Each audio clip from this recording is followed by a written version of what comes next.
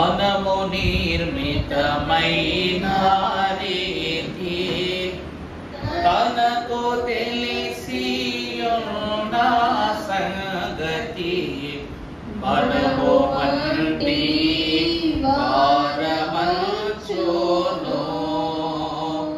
జ్ఞాపకము చేసి కొనుచు స్మరణ చేయుచుండును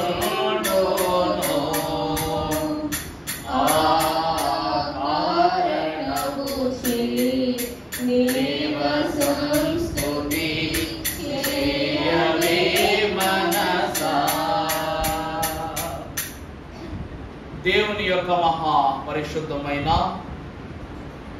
ఈ పావనాత్మక దీవెన భాగ్యములను కనపరచు మోషే సుఖోపవాస ధ్యాన దినమన 20 రాత్రింబగళ్ళు సినాయి మహిమానుభవమును గురించి జ్ఞాపకము చేసుకున్న మన నిమిత్తం ఈ 10వ స్థలమైన సినాయి పర్వతము యొద్దకు నడిపించిన దేవుడు తన ఏలిక ద్వారా సన్నిధి పర్వతము మీద మనలను బోధింపజేసి రానున్న దినములలో సినాయి పర్వతము మీదకు మోషేను ఆహ్వానించినట్లుగా పరిశుద్ధ సన్నిధి పర్వతము మీద దేవుని బోధలను దేవుని మాదిరిని అనుసరించిన మనకు సియోనులో నుండి దేవుని స్వరము మనందరినీ పరలోకమునకు ఆహ్వానించి మనందరినీ మేలులతో వర్ధిల్ల చేయునుగాక. ఆమేన్.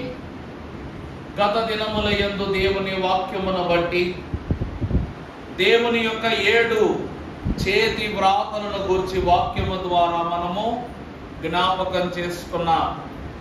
20 దినాలలో రామశేషు నుండి, సుకోతు నుండి, ఏతాము నుండి, సీను అరణ్యము నుండి, రెఫీదీమును దాటి ఆ తదుపరి పరిశుద్ధ పర్వతమైనటువంటి హోరేబు యొద్ద వరకు నడిపించిన దేవుడు తన కాలగమనము ద్వారా ఇశ్రాయేలు ప్రజలకు తన వ్రాతల ద్వారా కొన్ని ప్రాముఖ్యమైన మాటలు మాట్లాడడానికి ఇష్టపడుతున్నాడు.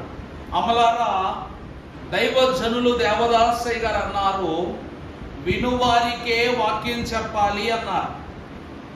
వాక్యం ఎవరికి చెప్పాలంటండి? వినేవారికే చెప్పాలి. మరి దేవుడు తనంతట తానుగా ఒక పరిశుద్ధ పర్వతమును కోరుకుని ఆ స్థలమునకు తానే దిగి వచ్చి కొన్ని ప్రాముఖ్యమైన వ్రాతలు వ్రాసి ఈ 12 గోత్రముల ప్రజలకును ప్రభు అందించి ఉన్నారు. అంటే మరి ఈ ప్రజలైనటువంటి వారు దేవునికి ఎంత ప్రత్యేకమైన వారు.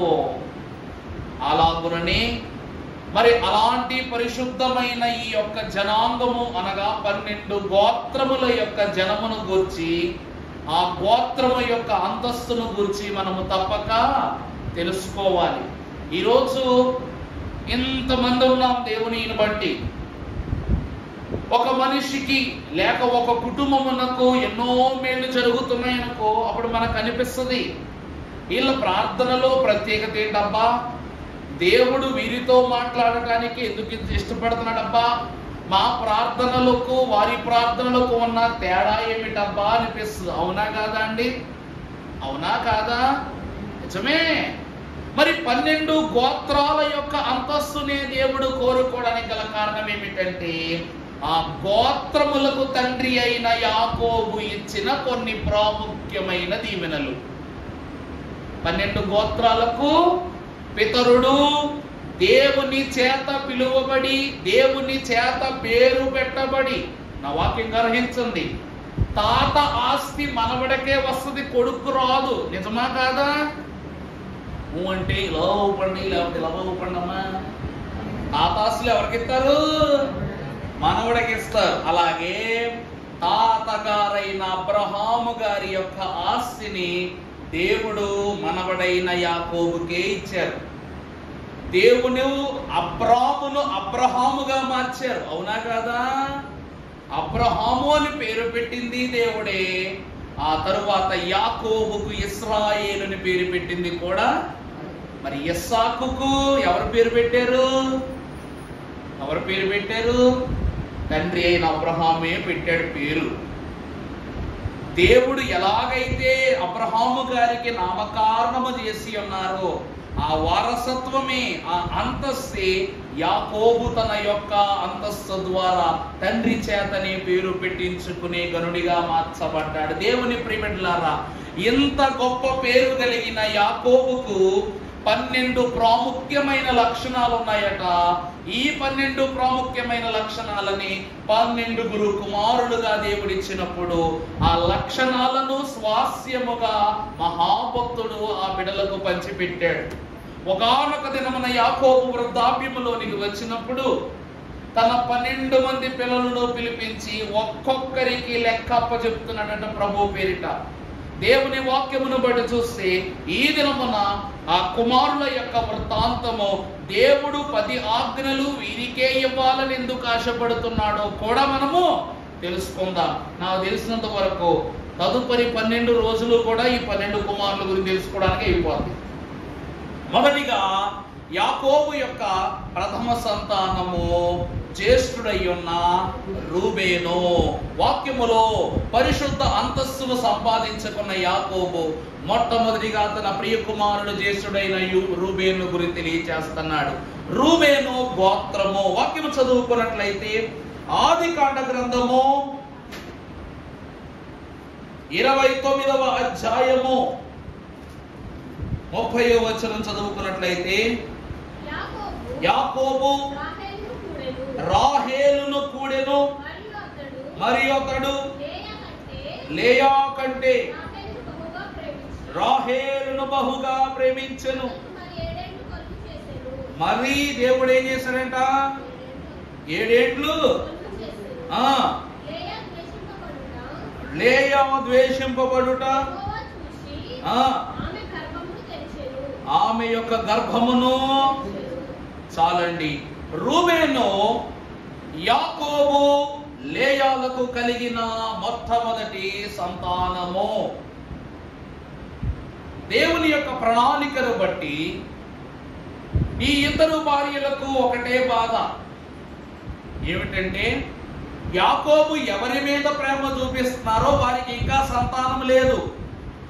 ఎవరి మీద అంతస ప్రేమ చూపించడం లేదో వాళ్లకు మాత్రం ఏం కలుగుతుంది?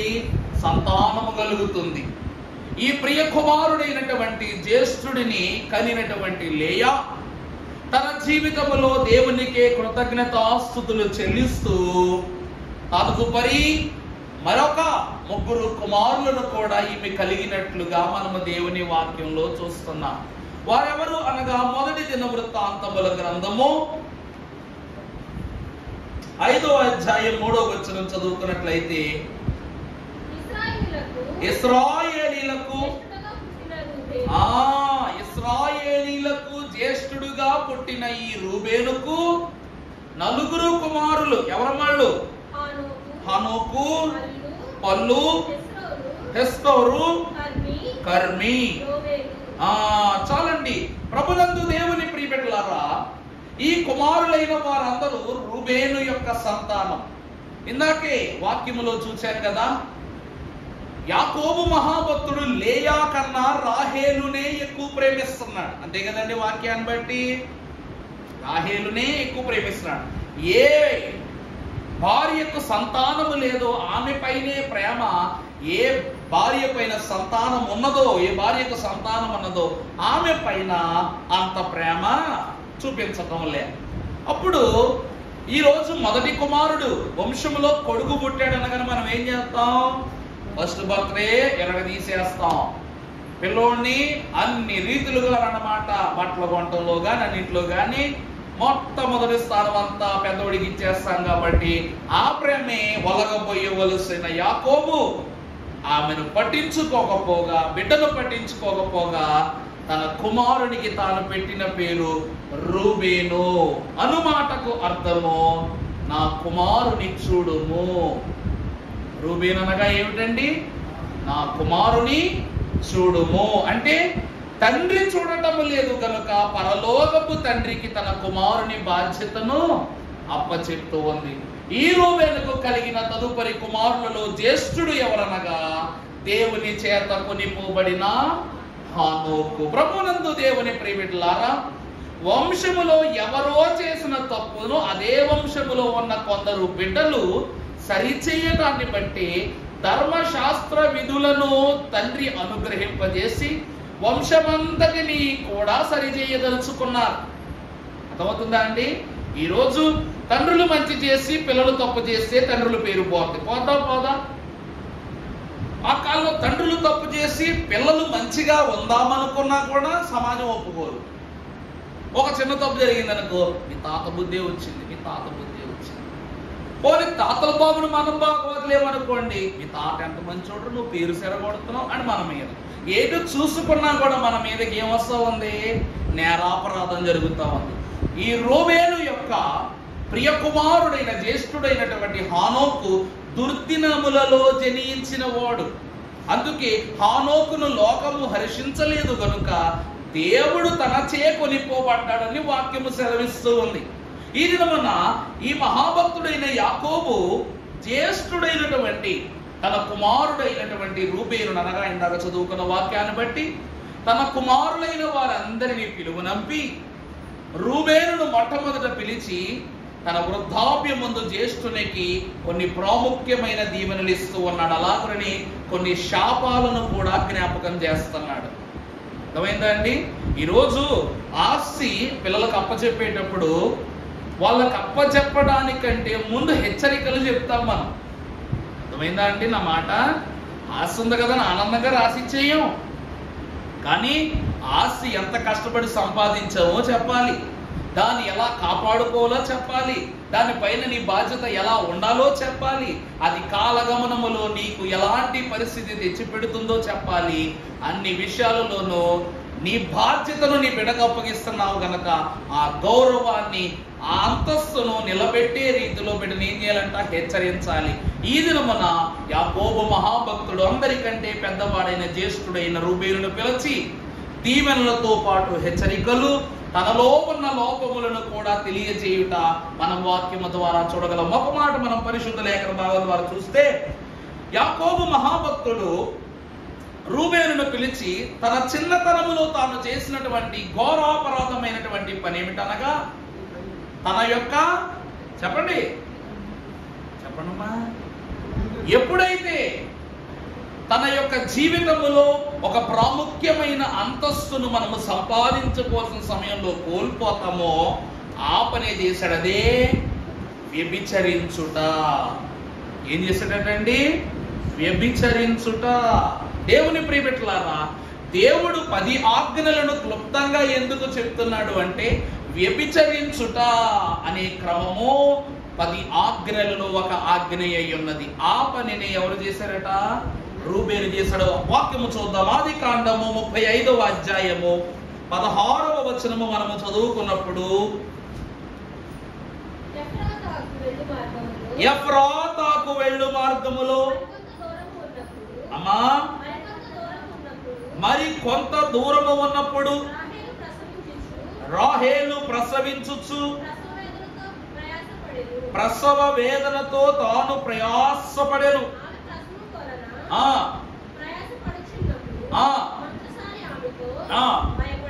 భయపడకము. చాలండి. దేవుని ప్రియబిడ్డలారా, ఎప్పుడైతే ఈ యొక్క అనగా యాకోబు భక్తుని యొక్క ప్రియమైనటువంటి భార్య ఎవరు? రాహేలు ప్రసవ దినాలు నిండి తాను నొప్పులు పడుతూ ఉన్నప్పుడు, ప్రసవ వేదన పడుతున్నప్పుడు ఈమెను మంత్రసాని యొద్దకు తీసుకుని వెళ్ళి ఈ ప్రసవ క్రియను జరిగించుటకు మహాభక్తుడు యాకోబు పూనుకొని పని జరిగిస్తూ ఉండగా, అప్పుడట తన పెద్ద కుమారుడై ఉన్నటువంటి ఈ యొక్క రూబేను ఏం చేస్తున్నాడు చెప్పండి? ఏం చేస్తున్నాడు? తన ఉపపత్ని అయినటువంటి బిల్హాతో శయనించినట్లుగా మనం చూస్తున్నాం. ఒక పక్క తన యొక్క పిన్నికి లేక చిన్ని తల్లికి, చిన్న అమ్మకు ఏం జరుగుతూ ఉందంట? ప్రసవం. అప్పుడు ఆ సమయంలో ఆ ప్రసవ వేదనలో ఆమె కనిన కుమారుడు బెన్యామీన్. ఆ యొక్క సంతతి సమయములో ప్రసవ దినములలో కుటుంబం అంతయు కూడా ఈ యొక్క వేదనతో ఉన్నప్పుడు ఆమె బెన్యామీనుడు కని చనిపోయింది. ఆమెను తీసుకెళ్లి ఎఫ్రాతాలో పాతిపెట్టేశాడు. ఆ పని పూర్తయిపోయి తిరిగి వచ్చి చూసేసరికి ఇక్కడ జరుగుతున్నటువంటి చెడు కార్యం ఏమిటి అనగా, బిల్హా అనగా తన ఉపపత్నితో, ఎవరి ఉపపత్నితో? యాకోబు యొక్క ఉపపత్నితో అతడు వ్యభిచరించుట చూసి తండ్రి అయిన యాకోబు తన కుమారునికి శాపం పెట్టాడు అన్నమాట. ఎంత చూసారా, కన్న తండ్రి బిడ్డకి ఏం పెట్టాడంట? శాపం పెట్టాడు. దేవుడు ఎందుకు 12 గోత్రాల యొక్క విభజనను బట్టి గోత్రకర్తల యొక్క కర్రలను తీసుకుని వచ్చి కరుణాపీఠములో పెట్టమన్నాడంటే, ఇక్కడ పుట్టుకను బట్టి జ్యేష్ఠులైన వారి కంటే బాధ్యతను బట్టే దేవుడు జ్యేష్ఠత్వాన్ని ఇచ్చాడు. ఉదాహరణకు లేవి మా కుటుంబములో అహరోను ఎందుకు ఈ బాధ్యతను పుచ్చుకున్నాడంటే, అహరోను దేవుని యొక్క మాటను వినేవాడు. అందుకే మోషే మహాభక్తుడు ఏమంటాడు, ప్రభువా నేను ఫరోతో మాట్లాడలేను అంటే అహరోను మాట్లాడగలిగే అంత సమర్థుడు. నిజమా కదండి? ప్రభువా నన్ను పంపొద్దు, నేను మాట్లాడలేను ఆయన, నేను ఫరోను చూస్తే గజగజ వణిగిపోతాను, నేను ఆయనకి నాకు పడదు, మాటలు పోట్లు ఎక్కువైపోయినాయి, వద్దు నా అన్నయ్య అహరోను పంపించు. అతడు ఎవరు? బాగుగా మాట్లాడగలడు, నీ వాక్యమును బోధించగలడు, ఫరోతో ఏం చేయగలడు? హెచ్చరించను గలడని చెప్పి ప్రభువుని ఏం చేశాడంట? విన్నపం పెట్టుకున్నాడంట, విజ్ఞాపన చేసుకున్నాడంట.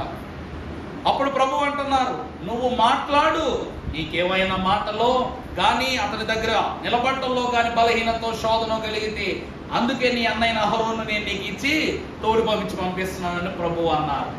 అది దేవుడు గోత్రకర్తలను ఎందుకు ఏర్పాటు చేసుకున్నారనగా, గోత్రములో కలుగబోవు లోకానుసారమైన క్రియలను సరిచేయుటకు ప్రభువు చేత ఏర్పరచబడిన వారే గోత్రకర్తలు, దేవునిచే నియమింపబడ్డవారు.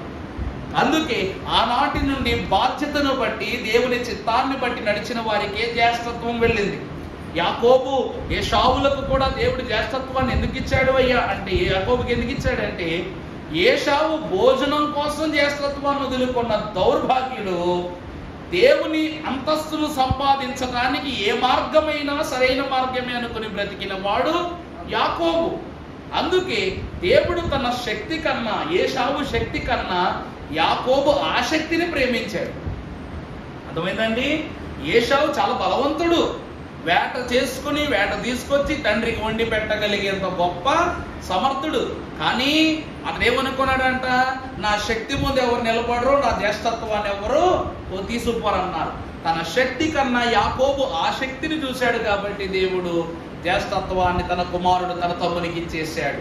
దేవుని ప్రియబిడ్డలారా, వాక్యమును మనము చూసినట్లయితే ఈ చెడు క్రమాన్ని అతడు జరిగించటం వలన రూబేనును యాకోబు మహాభక్తుడు ఏం చేశాడంట? శపించాడంట. వాక్యములు మనము చూస్తే మరొక బాగా 49వ అధ్యాయం ఆదికాండం 3వ వచనం మనం చదువుకున్నట్లయితే, రూబేను నీవు నా పెద్ద కుమారుడవు, నా శక్తియు నా బలములోని నా బలము యొక్క ప్రథమ ఫలమును అమ్మా ఔన్నత్యాశములను బలాతిశయమును నీవే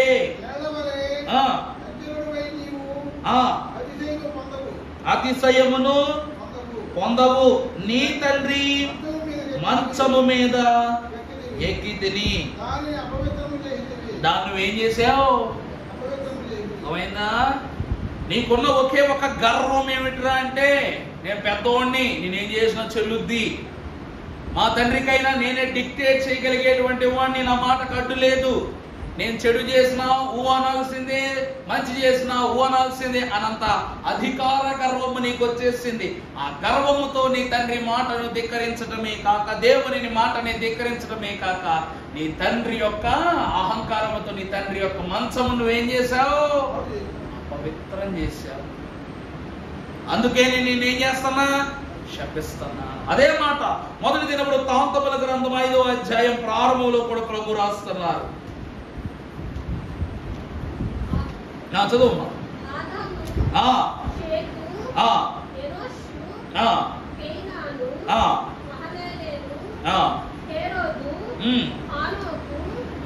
దినవృత్తాంతములు 5 ఒకటేనా మొదటిది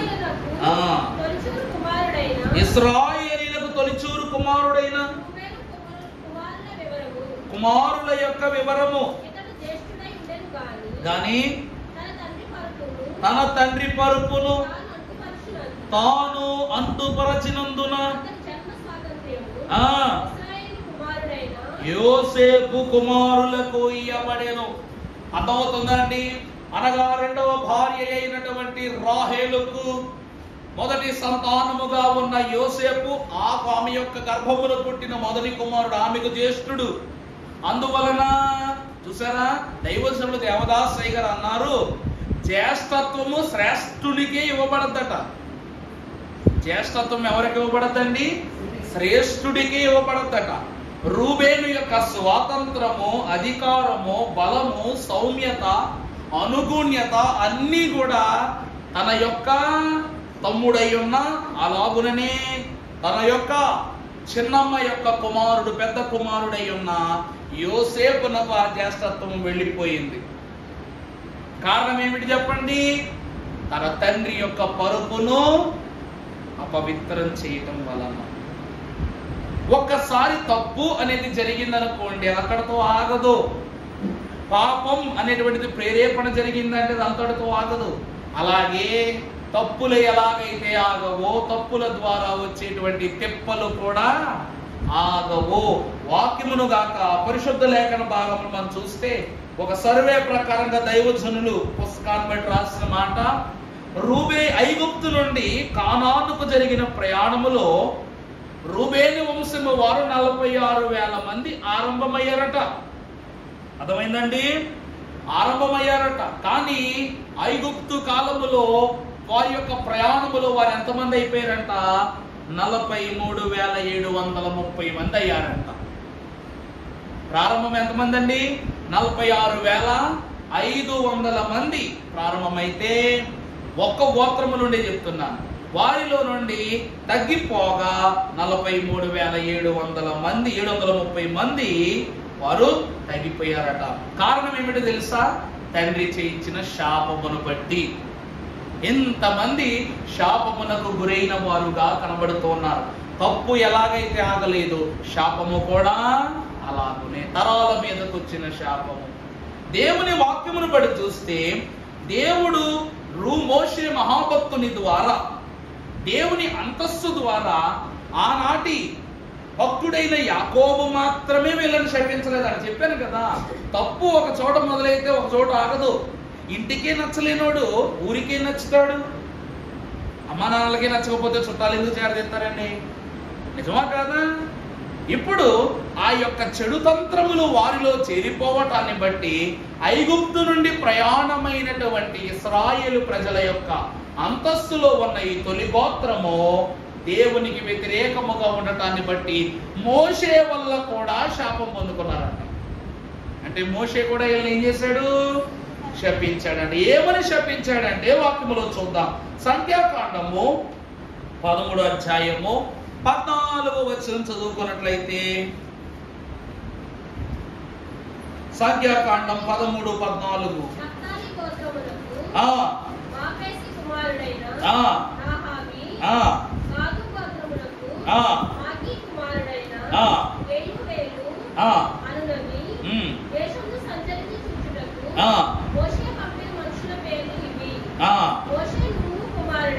మోషేను కుమారుడైన హోషియాకు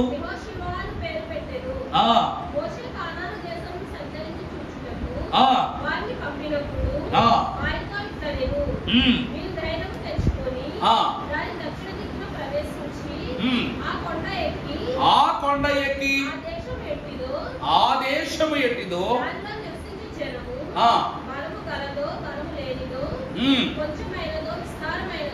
కొంచెమైనదో అది విస్తారమైనదో వారు నివసించుచున్న భూమి ఎట్టిదో, అబో మంచిదో చెడ్డదో,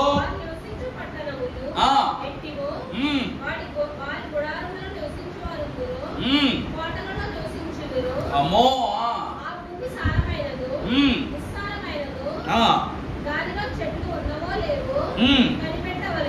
కనిపెట్టవలెను. చూసారా ఎంత పెద్ద లిస్ట్ ఉందో. కానాను దేశములోనికి వేగు చూడడానికి 12 గోత్రముల నుండి ఒక్కొక్కరు వెళ్ళారట. వెళ్ళేటువంటి వారికి మోషే మహాభక్తులు చెప్పినటువంటి ఈ ఆజ్ఞ ఏమిటి అనగా, నియమం ఏమిటి అనగా, మీరు వెళ్ళండి, అసలు అక్కడ నేల ఎలా ఉంది, నీరెలా ఉంది, భవనాలు ఎలా ఉన్నాయి, ప్రజలు ఎలా ఉన్నారు, పక్షులు ఎలా ఉన్నాయి, పురుగులు ఎలా ఉన్నాయి, తినే ఆహారం ఎలా ఉంది, అన్ని విషయాలను మీరు కనుక్కుని రండి అన్నాడట. లోపలికి వెళ్ళారు. వెళ్ళినటువంటి 12 గోత్రముల వారు వెళ్ళారు. తిరిగి 12 మంది వచ్చారు. కానీ 12 మంది గోత్రీకుల వారి యొక్క సాక్ష్యములో ఎవరి సాక్ష్యం బాగుందట? ఎవరి సాక్ష్యం బాగుంది? యెహోషువ కాలేబుల సాక్ష్యం. అంటే 12 గోత్రాల వారు వెళితే ఆ గోత్రములో రూబేను గోత్రము కూడా ఉందట.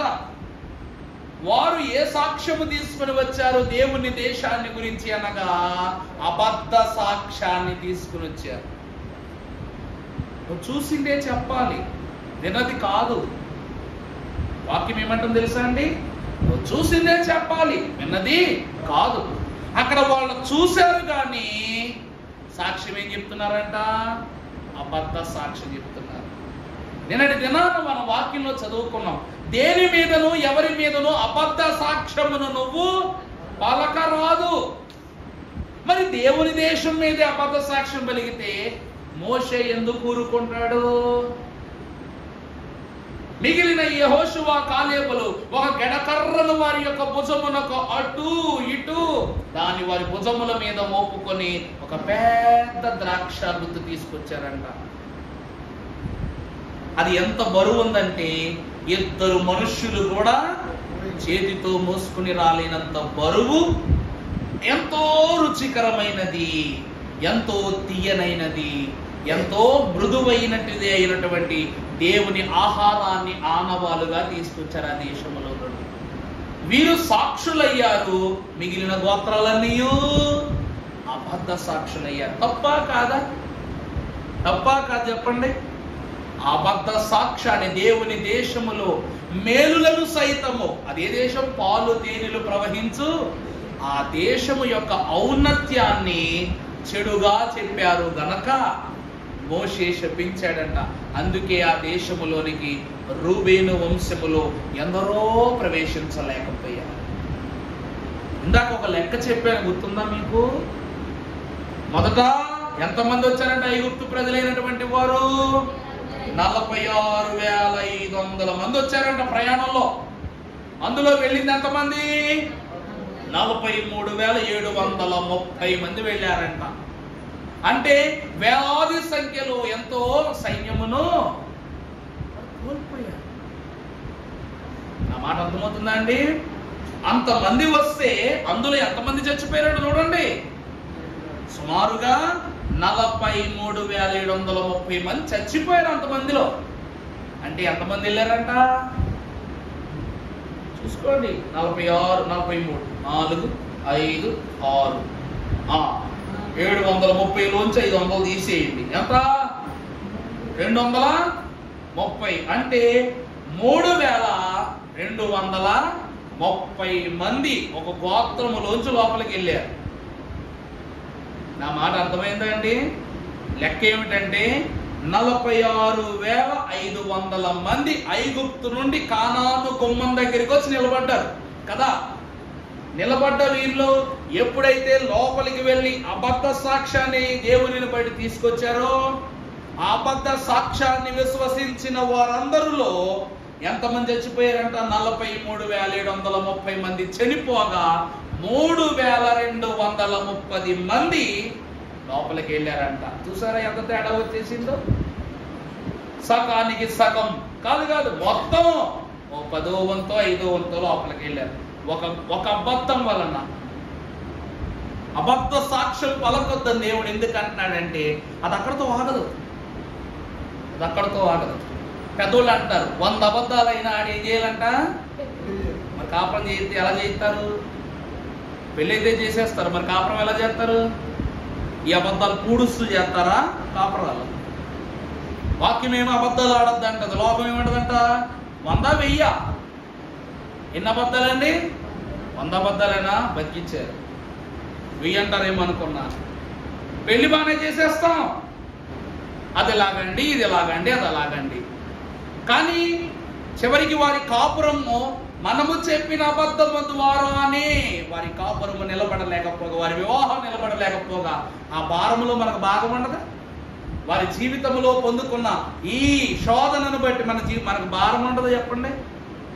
నువ్వు సహాయం చేస్తే నిజం చెప్పి సహాయం చేయి, లేకపోతే గమ్మునుండు, అంతే తప్ప అబద్ధం ఆడేవాడి మనకి ఏం చేయకూడదు, సహకరించకూడదు.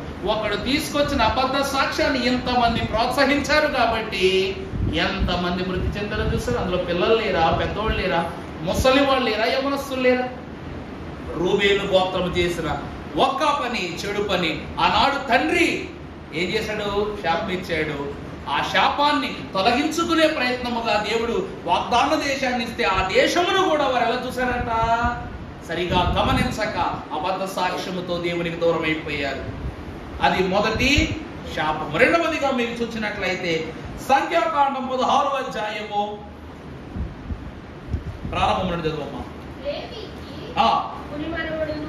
లేవీకి ముని మనవడును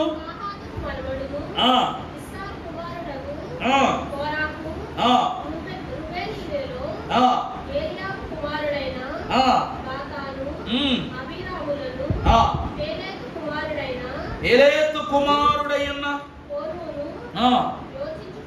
యోచించుకొని ఇశ్రాయేలీయులలో పేరు పొందిన సభికులను 250 మందితో మోషేకు ఎదురుగా లేచి పోగుపడి, అబ్బో ఏదో వెనకటకో మాట అంటారు కదా, ముందొచ్చిన చెవులు కన్నా వెనకొచ్చిన కొమ్ములకే ఏమిటంట? ఎప్పటి వరకు మోషే అహరోను చేసినంత లెక్కలోకి రాదంట. ఇక మాకేం ఇది ఏమి లేదు, పని లేదు. ఎంత మాట చూసేశారా? ఏంటి? దేవుడు ఏర్పాటు చేసుకుని దేవుని దేశమునకు నడిపించి బానిసత్వము నుండి విముక్తి దయచేసిన మోషే అక్కర్లేదట.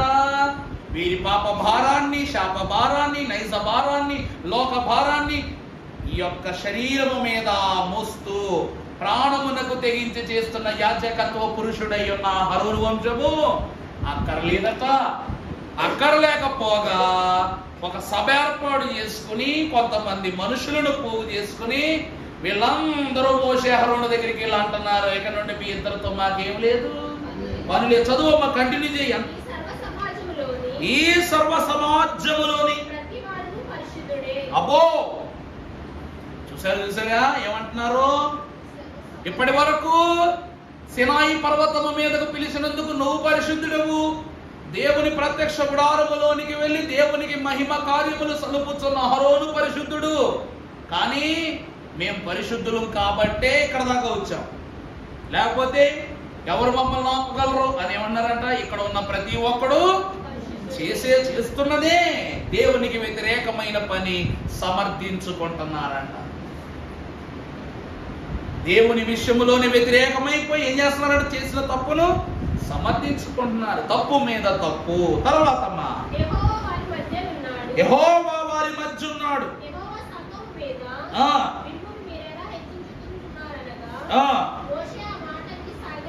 సాగిలపడెను.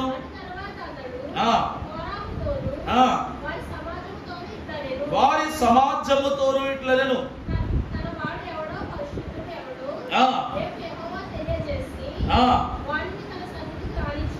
వారిని తన సన్నిధికి రానిచ్చెను. చాలండి, మీరందరూ అట మాకు మీరొద్దు, మీ యొక్క యాజకత్వము కానీ మీ నాయకత్వము కానీ మాకొద్దు, మాకు మేమే ఎవరిని ఏర్పాటు చేసుకోవాలనుకుంటున్నాం? యాజకుల్ని, నాయకుల్ని ఏర్పాటు చేసుకోవాలనుకుంటున్నామని ఒక కొత్త చట్టముతో మోషే అహరోనుల యొద్దకు రాగానే సాగిలపడిన మోషే ఈ బాధ్యతను అంతటినీ దేవునికి అప్పగించేస్తున్నాడు. 30వ వచనం మనం చదువుకున్నట్లయితే, యెహోవా గొప్ప వింత పుట్టించుట వలన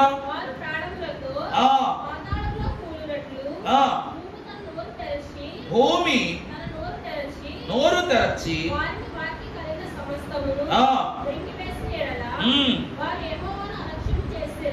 మీకు తెలియను అని ప్రభునందు ప్రియబిడ్డలారా, ఇప్పుడు మోషే ఏం చేశాడంటే, నిజమే మీరు పరిశుద్ధులే, మీరే పరిశుద్ధులు, కానీ ఈ మాట చెప్పాల్సిన మీరు నేను కాదు, ఎవరు చెప్పాలా? ప్రభు చెప్పాలా. మరి ఇది ఎలా తెలుస్తుంది అంటే 5వ వచనంలో అంటున్నాడు, రేపు ఇదే సమయానికి మనం ఏం చేయాలా?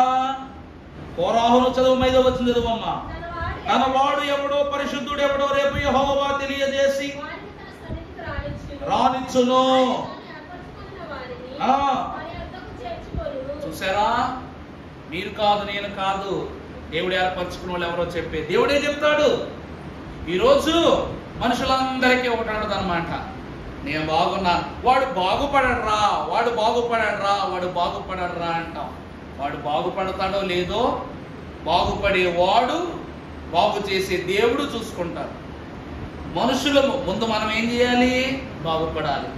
ఒకరోజట రాకడ వచ్చిన సమయానికి ఒక పాదిరి గారికి దర్శనం వచ్చిందంట. ఏంటంటే ఆయన ప్రార్థన చేసుకుంటా ఉంటే సంఘమంతా ఎగిరిపోతున్నారంట పైకి.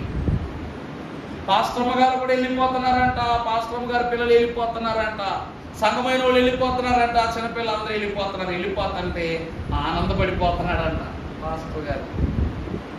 ఆనందపడిపోతున్నాడు. కానీ నీ తెలియని విషయం ఏంటంటే అందరూ వెళ్ళిపోతున్నారు, నేను వెళ్తలేదు. సంఘం వెళ్ళిపోతున్నారు, పాస్టర్ గారు వెళ్ళిపోతున్నారు, ఎవరో పట్టించుకోవట్లేదు, మీరు రావట్లేదు ఏంటని. ఎవరి దారిలో పైకి వెళ్ళిపోతున్నారు, ఈయన మాత్రం కిందకి వెళ్ళిపోతున్నాడు. ఈయన తలవా పైకి ఎత్తుతున్నాడు అనుకున్నాడు, కానీ విషయం ఏంటంటే ఈయన కిందకి వెళ్ళిపోతున్నాడు. కిందకి వెళ్ళిపోతే భయంకరమైనటువంటి చీకట కమ్ముకున్న ప్లేస్లోకి వెళ్ళిపోయాడంట. వెళ్ళిపోతే నన్ను అందరూ వదిలేసి వెళ్ళిపోయారని ఒక పక్క బాధపడుతున్నాడంట. బాధపడతా ఎంతసేపు ఎడుతాం, ఆ చోటంతా ఏంటో చూద్దామని అడుగు వేసుకుంటా ముందుకు వెళ్ళాడంట. వెళితే ఆ చోట ఓ సంఘ పెద్దగారు ఉన్నారంట. ఎవరున్నారండి? ఓ సంఘ పెద్దగారు ఉన్నారంట. వెంటనే ఆ సంఘ పెద్ద అన్నాడంట, అయ్యా పాస్టర్ గారు మీరన్నా నాకు తోడున్నారండి బాబు, మీకు నిజంగా మన్నాతండి బాబా. ఎవరో లేరనుకున్నాను. అవునండి పాస్టర్ గారు, మాకు ఇన్ని వాక్యాలు చెప్పారు, మమ్మల్ని మోకాళ్ళు వేయించారు, మాకు ఇన్ని ప్రార్థనలు చేశారు, మీరు ఆగిపోయారేంటండి అన్నాడు. అవమానమా కాదు అది? చెప్పండమ్మా. ఏమండి మాకు ఇన్ని ప్రార్థనలు చేశారు, మీరు మాకు ఇన్ని కార్యక్రమాలు జరిగించారు, అబ్బో మా అయ్యగారు అంటే మామూలు అయ్యగారు కాదు, అయ్యగారు అంటే అనిపించుకునేలా చేశారు, మీరు వెళ్ళలేదేటండి పైకి అన్నారంట. ఏమి మాట్లాడలేని పాది తలకొక్కుంటూ, సర్లేవయ్యా ఆగిపోయాం కదా, చెప్పిన నువ్వు ఆగిపోయావు, నేను ఆగిపోయాను, నిన్న నువ్వు ఆగిపోయావు, పదా ఇంకెవడైనా మనలాంటి వాళ్ళు ఉన్నారో వెతుక్కుందామని వెళ్ళేసరికి అక్కడ ఓ మనిషి తిరుగులా ఆడుతున్నాడంట. అక్కడికి వెళ్ళి అయ్యా తమరు ఎవరండి అని చెప్పేసి అనగానే, అమ్మో నాకెవడో తోడు దొరికాడు రా బాబు అని దడే మన వెనక్కి తిరిగాడంట. వెంటనే ఈ బాబోయ్ బిషప్ గారు మీరు ఎక్కడ ఉన్నారేంటండి అన్నాడంట ఈ పాస్టర్ గారు. ఏమన్నాడండి? బిషప్ గారు మీరు ఇక్కడ ఉన్నారేంటండి అన్నారంట. ఈయనకి తల తిరిగిపోతుంది. ఇప్పుడు ఈయన మాట్లాడలేకపోతున్నాడు అనమాట. సంఘ పెద్దకేమో ఈయన ఆగిపోయినందుకు కంగు తిన్నాడు, ఈయనేమో ముందు ఈయన పైన ఆయన ఆగిపోయినందుకు ఈయన కంగు తిన్నాడు. అయ్యి బాబాయ్ నాకు అభిషేకం చేశారు, నాకు వాక్యం చెప్పడం నేర్పించారు, నన్ను ఈయన సంఘాలు కట్టేలా చేశారు, మీరు ఆగిపోయారు ఏంటంటే ఆయన బుర్ర కోపుకుంటున్నాడంట. సరే ఆగిపోయారు కదా నీ ముగ్గురు కలిసి ఇంకొక మనిషి కోసం తిరుగుతుంటే అక్కడ కూడా కనపడ్డాడంట. ఆయన అయ్యా అనగానే ఎవడ పిలిస్తే తిరగాల్సి వస్తుంది, ఎవరైనా ముఖం రాసుకున్నాడు. తీయండి చేతులు తీయని చేది కానీ, పోపు గారు మీరేం చేస్తున్నారండి ఇక్కడ అన్నారు. అంటే ముఖముడిగా విషయం ఏమిటంటే చెప్పిన వాడు, విన్నవాడు, బోధించిన వాడు, తరిఫీదించినోడు, పైనోడు, ఆ పైనోడు అందరూ కూడా ఎక్కడికి వచ్చేసారంట. అది సంగతి. దేవుని వాక్యము సెలవిస్తున్న సత్యం ఏమిటంటే, వెనకటికి ఒక గొప్ప సామెత ఉంటుంది, అన్నీ నేర్చుకోకముందు ఒక మాట, అన్నీ నేర్చుకున్న తర్వాత మరొక మాటలోనికి వచ్చేస్తారని లోకం. వినకముందేమో తానా, వినేసిన తర్వాత తందానా అన్నారంట. ఈ రూబేను గోత్రము వారు జ్యేష్ఠులైనందువలన ఇశ్రాయేలు గోత్రములలో వీరు చేసిన రెండవ చెడు పని ఏమిటి అంటే, మొదటిది అబద్ధ సాక్ష్యము, రెండవది దేవుని యొక్క యాజకులను, దేవుని ప్రతిష్ఠ జనమైన ప్రవక్తను, ప్రధాన యాజకుడిని దూషించటము, వారిని దేవునికి వ్యతిరేకులుగా ఏర్పరచుకుని వారి స్థానంలో మరొకరిని పెట్టడానికి ప్రయత్నించటం. అభిషేకం అంటే ఆషామాషి కాదు. దేవదాసయ్య గారు మన కీర్తన పుస్తకంలో ఒక మంచి పాట రాశారు. నిన్ను కొలిచెదరావయ్యా నా యేసన్న, హృదయ దేవల ముందు భక్తి పుష్పములచే భజించి పూజించి నిన్ను కొలిచెదా రావయ్యా అని రాశారు. అందులో ఒక అద్భుతమైన చరణము, అన్నా వస్త్రములు లేక అల్లల్లాడిన నాకు, అన్నా నీ వసగి నీవు చూపిన ప్రేమకై నిన్ను కొలిచెదా. అన్నము వసిగినందుకే విశ్వాసి దేవుని హృదయము మీద పెట్టుకుని కొలిస్తే, ఈరోజు దేవుడిచ్చిన అన్నము ప్లేసులో అంగీ పెట్టుకోవాలి. మేము అంగీని వసగి ఆయన చూపిన ప్రేమకై మరి యాజకుడు ఇంకేం చెయ్యాలి? అలాంటి పరిశుద్ధ ప్రతిష్ఠిత వస్త్రములు ధరించుకున్న హరోను కుమారుడు హరోనును దేవుని పిలుపును బట్టి ఇశ్రాయేలు జనాంగముల యొక్క దోషము భారమును మోసిన మోషేయును ఇరువురిని తప్పించుటకు సాహసించిన ఈ గోత్రములకు దేవుడిచ్చినటువంటి శాపం ఇది. ఏమిటో తెలుసా? దేవుని యాజకులను ధిక్కరిస్తే రేపు ఎక్కడే తీర్పు తీరుస్తాడు దేవుడు అని చెప్పాడు. ఆ దినమున భూమి తన నోళ్లు రెండింటిని తెరిచి ఎంతమంది ఉన్నారో అంతమందిని మింగేస్తున్నారు. చదవండి అయ్యా. అయితే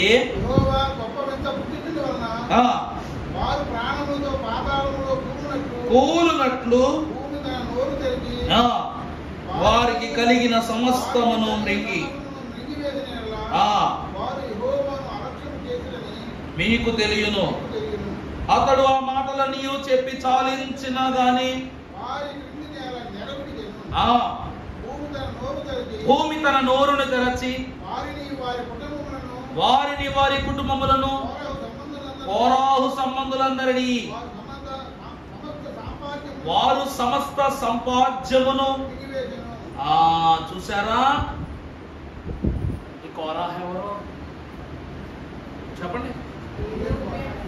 అర్థమైందా? రూబేలు వంశస్థులు. వారి కుటుంబమును, వారి సంపదలను, వారి స్వాస్థ్యాలను ఏం చేశాడంటే దేవుడు భూమి మింగివేసి పాతాళం, భూమి పిగిలించి పాతాళంలోనికి. మీకు ప్రకటన గ్రంథంలో ఒక మాట చెప్పారు, యెహోవా దినము వచ్చినప్పుడు, తీర్పు దినము వచ్చును, సముద్రము తాను మింగివేసిన ప్రతి ఆత్మలను దేవుని యొక్క తీర్పులోనికి తీసుకొస్తుంది. అగ్ని తాను దహించిన ఆత్మలను దేవుని సన్నిధికి తీసుకొస్తాయి. భూమి తాను మింగివేసిన ఆత్మలను దేవుని సన్నిధికి తీసుకొస్తాయి. ఆ దినమున తీర్పు జరుగుతుందట. ఎన్ని తీర్పులో దేవుని ప్రియబిడ్డలారా చూసారా? అప్పటి నుండి నేటి వరకు రూబేలు వంశమునకు జరగవలసిన తీర్పు రాకడ కాలములో దేవుని సన్నిధిలో జరుగుతుంది. ఇది రెండవ శాపం. సృష్టికర్తను ధిక్కరించి దేవుని యొక్క యాజకత్వమును, దేవుని సేవకులను ధిక్కరించటం. నీతిగా సేవ చేసే వారి జోలికి మనం పోకూడదు. ఒకవేళ వారు తప్పుగా సేవ చేసినా కూడా వారిని మనం ఏం చేయక్కర్లో, పైనోడు చూసుకుంటాడు. ప్రభువు వాక్యం ఒక గొప్ప మాట చెప్పొద్ది. మీరెందుకు కంగారు పడతారు? మీరు ఏ పని చేయక్కర్లా, మీరు ఓరకనే ఉండండి, ప్రభువు కార్యం చేస్తారు. అలాగే ప్రభువు వెక్కిరింపబడడు. ప్రభువు ఏం కాడటండి? వెక్కిరింపబడడు. మూర్ఖచితులైనటువంటి వారికి, లోక లోభములో ఉన్న వారికి వాక్యం సరిగా చెప్పాలంటే రెండింతల శిక్ష అని చెప్పటమే తప్ప అసలు ఆ శిక్ష ఏమిటో చెప్తే ఏ యాజకుడు తప్పుకు ప్రలోభపడడు. దైవజనులు ఫాదర్ దేవదాసయ్య గారు అన్నారు, అయ్యా మీరు ఎందుకు యాజకత్వములోనికి రాలేదు అంటే, నా ప్రభువుకు దాసుడిగా ఉండాలనుకున్నాను తప్ప యాజకునిగా ఉండాలని నేను అనుకొనలేదు. దేవుడు దాసుల ప్రార్థన వింటాడు తప్ప గొప్ప యాజకులను ఎందుకు ప్రార్థన వినడు? ఇప్పటికీ మనం పాటలు పాడుకుంటాం, దేవదాసు దేవదాసయ్య దేవుడే నిన్ను పిలిచినాడా అని పాడుకుంటాం. కానీ మనుషుల్లో మరొక పాట ఉంటుంది, దాసుల ప్రార్థన తప్పక యొసగిడు యేసు నాయకుడే మా వేల్పో అని ఉంటది. మనము దాసులైతే మన ప్రార్థన ఆలకింపడతాయి, పాదిరి చేతుల్లో రేఖలే ఉంటాయి. అంతే తప్ప మా చేతిలో నుండి పక్షులు రావు, మేమే మెజిషియన్స్ కాదు. అహరోను మహాభక్తుడు కూడా దేవునిలో పరిశుద్ధుడైనందునే ప్రత్యక్ష గుడారములు అడుగు పెట్టాడు, కానీ అతడు నరమాత్రుడే. ఏలియా గొప్ప ప్రవక్త, అగ్నిరథముల చేత కొనిపోయినందుకు అతన్ని లోకములో ఎవరు గొప్ప చేయలేదు. కానీ యాకోబు పత్రిక 5వ అధ్యాయం ప్రారంభంలో చివరిలో ఉంటది, యాకోబు మన స్వభావము గల మనుష్యుడే, కానీ అతను ఆసక్తిగా ప్రార్థన చేయగా ఆకాశం 3.5 వర్షములు వర్షించుట మానెను. ఈ 3.5 వత్సరముల వర్షమే యేసుక్రీస్తు ప్రభు వారి 3.5 వత్సరముల పరిశుద్ధ జీవితం అన్నారు. ఆ ప్రార్థన అనుభవమే ఈ అనుభవం అన్నారు. ఆసక్తికి ఉన్న బలం అది. ఆ పనికి అడ్డుపడ్డారు కాబట్టి ఈ కోరాహు కుటుంబం అనగా రూబేను గోత్రములో ఉన్న వారి యొక్క కుటుంబము ఈ యొక్క పాతాళములోనికి తీసుకుని వెళ్ళిపోబడింది. దేవుని ధిక్కరిస్తే జరిగేటువంటి క్రియ. తర్వాత చివరకు వచ్చేసినట్లయితే సంఖ్యాకాండం 32వ అధ్యాయము ప్రారంభము నుండి మనం ఒకసారి చదువుకున్నట్లయితే ప్రభు సెలవిస్తున్నటువంటి మాట,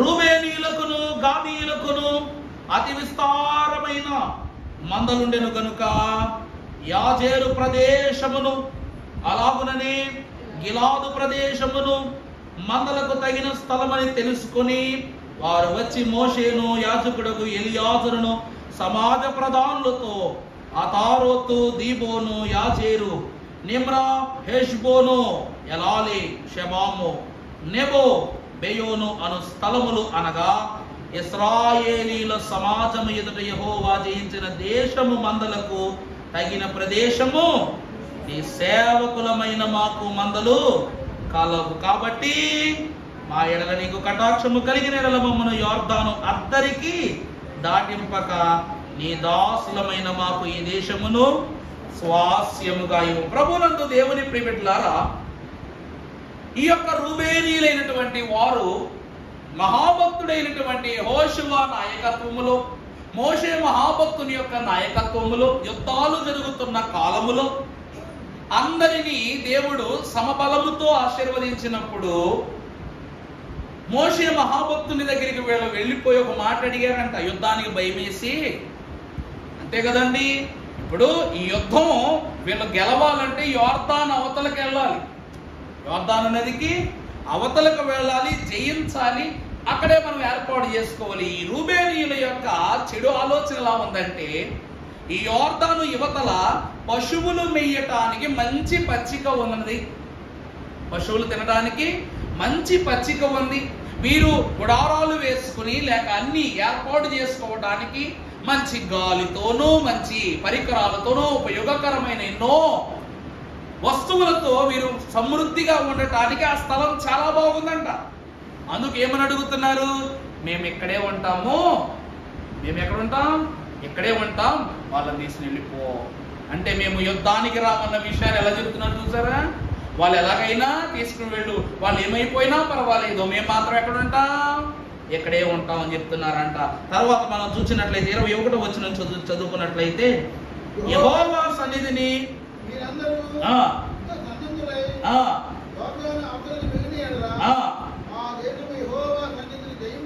ఆ దేశము యెహోవా సన్నిధిని జయింపబడిన తరువాత మీరు తిరిగి వచ్చి నిర్దోషులయ్యుందురు. అప్పుడు ఈ దేశము ఏమగును. చాలండి. దేవుడు అనగా యోర్దానుకు ఇద్దరి ఉన్నటువంటి దిక్కు దిక్కు తూర్పు చాలా ప్రత్యేకమైనటువంటి దిక్కు మనకి. అందుకే ఏ విషయానికి వచ్చినా కూడా ఆ ప్రక్కన బరువు ఉంచకూడదు అంటాం. వీళ్ళు తూర్పు దిక్కున దేవుని విషయంలో బరువైనటువంటి జనం. అర్థమైందా అండి. దేవుడు యోర్దాను యువతల ఉన్న దిక్కు తూర్పు దిక్కు, అటు భారముగా ఉండకుండా అవతలికి చేర్చి స్వాస్యాన్ని ఇద్దామని దేవుడు అనుకుంటే, వీరు దేవుని నిర్ణయాన్ని గౌరవించకుండా, దేవుడి స్వాస్యాన్ని గౌరవించకుండా యువతలుండిపోయారు. యోర్దాన్ అనగా, యోర్దాను అనే పదానికి మరణం అని అర్థం. మరణాన్ని దాటి జయించాలి, కానీ మరణానికి యువతలు ఉండిపోయి వీళ్ళు ఏం చేసుకున్నారంట, శాపమునకు గురి చేసుకున్నారంట. అదే వాక్యం చెప్తున్నాడు క్షమించాలి సంఖ్యాకాండంలో. యెహోవా సన్నిధిని మీరందరూ యుద్ధ సన్నద్ధులై యోర్దాను అవతలికి వెళ్ళిన ఎడల ఆ దేశము యెహోవా సన్నిధిని జయింపబడిన తరువాత మీరు నిర్దోషులై ఉందుదురు. అప్పుడు ఈ దేశము, అర్థమైందా అండి? మీరు అవతలకు వెళ్ళి ఎప్పుడైతే జయిస్తారో అప్పుడు యెహోవా దృష్టికి మీరు గొప్పవారు అవుతారు, గనులవుతారు. అప్పుడు ఆ దేశాన్ని మీరు స్వాస్యముగా స్వతంత్రించుకుందరు. అందుకే సిద్ధపడనంటే ప్రాణ భయానికి దిగులు పడి వెనకాల ఉండిపోయారు వీళ్ళు. దేవుడు మీకు ఎన్నో మేలు ఇద్దాం అనుకుంటాడు, కానీ మనిషి ఏం చేస్తాడో తెలుసా? కొన్నిసార్లు కొన్ని మేలుంటే చాలు, ఉన్న మేలుంటే చాలు అని ఆగిపోతాడు. వీళ్ళు దేవుని మేళనే కోరుకోలేదు. అది వీళ్ళు చేసిన భయంకరమైన తప్పు. ద్వితీయోపదేశకాండం చదువు చివరి మాట, ద్వితీయోపదేశకాండం 33:6.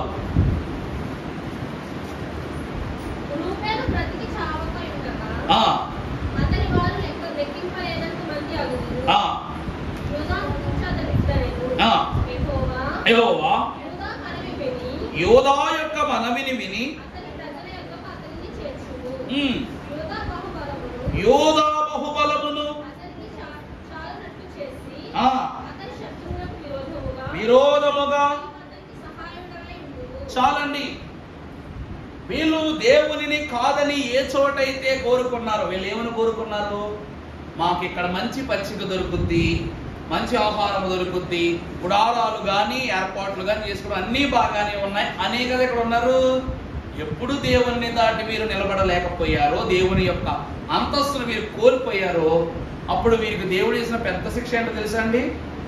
ఏవి చూసైతే మేము ఇక్కడ ఉండాలని ఆశపడ్డారో వాటన్నిటినీ సరిపోలేనంత ఎక్కువ సంతానం అయిపోయారంటే. నా మాట అర్థం కాలేదా? ఏమంటే ఇక్కడ మనం 10 మంది ఉన్నామండి, మనం ఎంతమంది ఉన్నాం? మీ అందరికీ లెక్క కట్టి పలహారం తెప్పించా. నేను ఏం తెప్పించా? పలహారం తెప్పించా. అందరికీ నేను తెప్పించిన అరటిపళ్ళకెలా మనిషికి 6 పళ్ళు వచ్చినాయి, లేక 5 పళ్ళు వచ్చినాయి అనుకుందాం. ఎన్ని వచ్చినాయి? 5 పళ్ళు వచ్చినాయి అనుకుందాం. కానీ అందరికీ సమృద్ధిగా ఉందని ఈ గెల తెప్పించా. ఎప్పుడైతే గెల తెప్పించి ప్రార్థన పూర్తి చేశానో, ముగింపు ప్రార్థన అని మొదలెట్టినప్పుడు మీరే ఉన్నారు. ముగింపు ప్రార్థన పూర్తి అయ్యేసరికి గుడి బయట కూడా జనం ఉన్నారు. అప్పుడు ఏంటి పరిస్థితి? మీ ఒక్కొక్కరికి ఒక్క పండు కూడా రాదు. ఏంటి పరిస్థితి? నా మాట అర్థమవుతుందా? దేవుని మాటను నమ్మక, దేవుడిచ్చే స్వాస్యాన్ని తీసుకోక, మాకు ఈ చోటే బాగుంది, మాకు ఈ జాగా ఏ బాగుంది, మేము ఎక్కడే ఉంటాం, మీరు ఎక్కడికైనా పోండి అని వాళ్ళు అనటాన్ని బట్టి ఏ లోకములో వీరు ఉండటానికి ఇష్టపడ్డారో ఆ లోకమే వీరికి ఆహారం పెట్టలేనంత భయంకరమైన సమృద్ధిగా సంతానం పెరిగిపోయారంటే. కూర్చుని తింటే ఏం కరిగిపోద్ది? కొండే కరిగిపోద్ది అన్నట్లు వీళ్ళ వంశము కొండలు కాదు పర్వతాలను కూడా తినేసేంత విస్తారంగా అయిపోయారంట. శాపం అర్థమవుతుందండి? ఇది ఈ శాపం అధిక సంతానం. ఇశ్రాయేలు ప్రజలకు దేవుడు జ్యేష్ఠునిగా ఉన్నటువంటి వీరికి ఇచ్చిన ఈ 3 ఒకటి తండ్రి శాపము, రెండవది దేవుని శాపము, మూడవది ప్రవక్త అయిన మోషే శాపం. ఇంకెందులో గొప్పలు అయ్యారు చెప్పండి? కన్న తండ్రి శపించేశాడు వ్యభిచరించడాన్ని బట్టి, దేవుడు శపించేశాడు యాజకులను ధిక్కరించడాన్ని బట్టి, మోషే కూడా శపించేశాడు. తన అన్నలు పెద్దోడై ఉండి ఏం చేయాలి? ముందొచ్చి తమ్ముళ్ళు కాపాడుకోవాలి. కానీ తమ్ముళ్ళు ఏమైపోతేనే, వాళ్ళు చచ్చిపోతేనే, వాళ్ళ యుద్ధంలో చనిపోతే ఏమైపోతే నాకు ఎందుకని దూరంకి వెళ్ళి దాక్కున్నాడు. అందుకు గాను జ్యేష్ఠత్వము కోల్పోగా దేవుని యొక్క శాపాన్ని, ప్రవక్త శాపాన్ని కూడా వీళ్ళు పొందుకున్నారు. అదే చెప్తున్నాడు ద్వితీయోపదేశకాండం 6వ వచనంలో. ఏమని? 33:6. రూబేను బ్రతికి చావకయుండును గాక, అతని వారు లెక్కింపలేనంత మంది అగుదురు. యోధాను గూర్చి అతను అంటున్నాడు. ఏమని? యెహోవా అతన్ని చేర్చుము, అతడు యోధా బాహుబలము అతనికి చాలునట్లు చేసి చూసారా, ఇవన్నీ దీవెనలే. చూడండి, జాగ్రత్త చూడండి. మొదటి దాని తర్వాత లేవీని గురించి ఇట్లా అంటున్నాడంట. ఆ తరువాత నుంచి తర్వాతి గోత్రాలు, యోసేపు అన్నీ కూడా ఆ క్రమంలో ఉంటాయి. మీరు 33వ అధ్యాయం ద్వితీయోపదేశకాండం ప్రారంభం చివరి వరకు చదివితే దేవుడు వాక్యం ద్వారా ఇస్తున్నటువంటి గొప్ప దీవెనలు, అలాగుననే కొన్ని ప్రాముఖ్యమైనటువంటి పరిస్థితులు, శాపాలన్నీ కూడా అక్కడ కనబడిపోతాయి. అర్థమవుతుందా అండి? చూసుకోండి, మీకు అర్థమవుతుంది. ఈ దినమున దేవుని ప్రియబిడ్డలారా, జ్యేష్ఠుడని గర్వముండరాదు, శ్రేష్టత్వాన్ని విడిచిపెట్టరాదు. దేవుడు ఆజ్ఞలు ఎందుకు చెప్తున్నాడంట? ఇశ్రాయేలీలైనంత మాత్రాన ప్రతి ఒక్కరూ శ్రేష్ఠులుగా ఉండాలని లేదు, వంశములో అందరూ దేవుళ్ళు నిలబడ్డారని చెప్పలేదు. ఎక్కడి నుంచి మొదలుపెట్టి ఎక్కడికి వచ్చారు? 46,000గా మొదలుపెట్టి 43,730 మంది చనిపోయి 3,230 మంది కానాను దేశంలోనికి వెళ్ళారంటే ఎంత పాపమును వారు ఒడిగట్టుకోవటాన్ని బట్టి శాపాలు వాళ్ళ మీదకి వస్తాయి. తల్లిదండ్రుల నుండి మంచి సాక్ష్యం లేదు, దేవుని యొద్ద నుండి మంచి సాక్ష్యం లేదు, ప్రవక్త నుండి మంచి సాక్ష్యం లేదు. ఇంకా దేని నుండి సాక్ష్యం ఉంది? పాపము నుండి సాక్ష్యం ఉంది వీళ్ళకి. అంతా ఎంత సాక్ష్యము కాదు, కుటుంబములో పిల్లలను సైతము పాతాళము తన నోరు తెరిచి మింగి వేసేంత ఘోర సాక్ష్యం ఉంది. అందుకే ప్రియబిడ్డలారా, రూబేను అనగా యెహోవా ఏం చేయి, చూడుము నా కుమారుని చూడుము. చూశాడుగా దేవుడు చూశాడు కాబట్టి దేవుడు లోకమంతటి దేవుని కన్ను సర్వ సృష్టిని తేటగా చూస్తున్న మాట ఈ వంశంలోని నిర్ధారణ అయిపోయింది. దేవుడు చూశాడు కాబట్టి నీ రహస్య పాపములన్నీ కూడా కనబడ్డాయి. దేవుడు చూస్తాడన్న బెరుకు భయం ఉండాలి లోకంలో. ఖచ్చితంగా మనకి ఒక అగ్గిపుల్ల వెలిగించిన ఒకరి జీవితంలో చిచ్చు పెట్టాలన్నా, పరిస్థితులను ఎదుర్కోవాలన్నా, జయాన్ని పొందుకోవాలన్నా, ప్రార్థించాలన్నా ఎవరో చూస్తారు, ఏదో చేస్తారు, ఏదో అంటారని అసలు ప్రార్థించకూడదు. మనుషుల మెప్పు నీకు ముప్పే తెచ్చి పెడద్ది. మనుషుల మెప్పు ఏం చేస్తండి? ముప్పులే తెచ్చి పెడద్ది. కానీ దేవుడిని మెప్పించు, దేవుడు నిన్ను పై కప్పు వరకు కూడా పరలోక గవిని వరకు ఘనంగా తీసుకుని వెళ్ళిపోతాడు. దేవుడిని మెప్పిస్తే తప్పులే జరగకుండా చూసుకుంటాడు నీ జీవితంలో. ఒప్పుకోరా? అది మనిషిని మెప్పిస్తే ముప్పు, దేవునిని మెప్పిస్తే నువ్వేం చేయబడతావు? తప్పులే లేకుండా గొప్ప చేయబడతావు. దేవుని ఏర్పాటును బట్టి ఈ రూబేను గోత్రము సాక్ష్యము పొందుకొని గోత్రమై, శపింపబడిన గోత్రమై దేవుని దృష్టిలో ఒక చెడ్డ అంతస్తును సంపాదించుకుంది. ఈరోజు మనకి గోత్రం ఉంది, మనకు వంశం ఉంది, మనకి బిడ్డలు ఉన్నారు. మనం ఎలా ఉన్నా మన బిడ్డలు ఎలా ఉండాలి, వాళ్ళ బిడ్డలు ఇంకెలా ఉండాలి చెప్పి పెంచాలి. విషమేనా నూరిపోసేది? మంచి నూరిపోయలేమా? దేవుని వాక్యాన్ని నూరిపోయలేమా? చెడు విషయాలైనా ప్రలోభించేది, మంచి విషయాలు ప్రభావం చూపించవా? దేవదాసయ్య గారు అన్నారు, గురిపెట్టి ప్రార్థిస్తే గిరినైనా చేరగలదంట విశ్వాసం. అర్థమైందండి? గురిపెట్టి ప్రార్థిస్తే దేవుని గిరినైనా, గిరి అనగా కొండ ఎంత పెద్ద పర్వతమైనా సరే ఏమైపోద్దంట? కూలిపోయి సముద్రంలో పడిపోద్దట. ఆవగింజంత విశ్వాసము అమరి ఉన్న కొండ కదలి సముద్రాన కూలిపడునన్నారు. అది ప్రార్థనకున్న బలం. అందుకే దేవుని ప్రియబిడ్డలారా, ఈ మోషేసు కోపవాస దినములలో ఈ 21వ దినమున రూబేను గోత్రము వంటి మనస్సు మనకు ఉన్నట్లయితే ఆ గోత్రములో వారు చేసిన ఏ అపరాధము కూడా మన జీవితంలో జరగకుండగా సర్వ మేలులను దేవుడు మనకు అనుగ్రహింపజేసి ఉన్నతమైన సాక్ష్యముతో మనల్ని వర్ధిల్ల చేయును గాక. ఆమేన్. ధ్యానం చేసుకుందాము. కొడుకులా